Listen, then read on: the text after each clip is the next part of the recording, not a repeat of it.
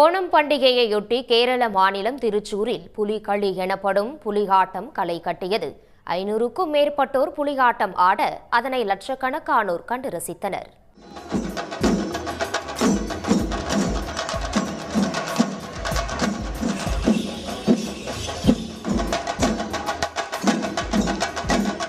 வாகனங்கள் செல்லும் சாலையில் இத்தனை புலிகளா என ஆச்சரியப்படும் அளவுக்கு கொண்டாடப்படும் இந்த ஆட்டம்தான் புலிகளி.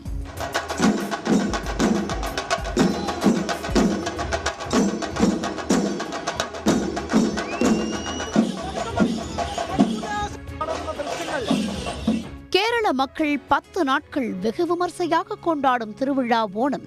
இந்த 10 நாட்களில் தினந்தோறும் பல்வேறு விழாக்களை கேரள மக்கள் கொண்டாடி மகிழ்வர். அதில் ஒன்றுதான் புலிகளி.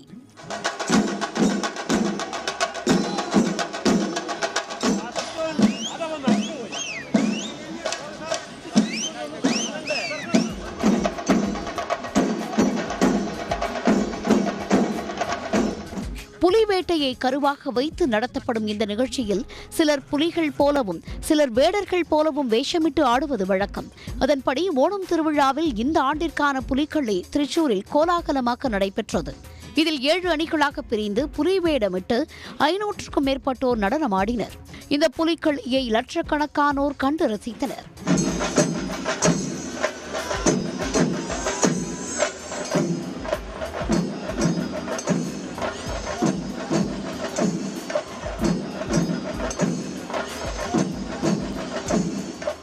யூஸ்வலி நல்ல க்ரௌட் இருக்கும். யூஸ்வல் டைம்ஸில் இன்னும் நல்ல க்ரௌடாக இருக்குது திஸ் இயர்.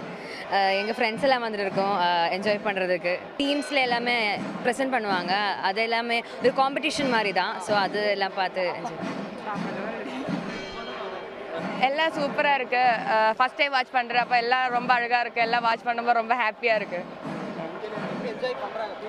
எல்லாரும் ரொம்ப என்ஜாய் பண்ணுறாங்க. பார்த்தாலே தெரியும் அவ்வளோ எவ்வளோ ஹாப்பினஸ் இருக்குன்னு. அவ்வளோ ஃபேஸ் பார்க்கும்போதே தெரியும் எவ்வளோ ஹாப்பியாக இருக்குன்னு. எல்லாரும் ரொம்ப என்ஜாய் பண்ணுற நல்லா இருக்கு. கேரளாவின் பாரம்பரிய நிகழ்ச்சியான இந்த புலிகளி 200 ஆண்டுகளுக்கு மேலாக நடத்தப்பட்டு வருகிறது.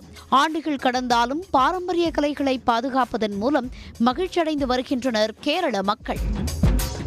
உடனுக்குடன் செய்திகளை தெரிந்து கொள்ள சன் நியூஸ் பெல் ஐகானை கிளிக் பண்ணுங்க.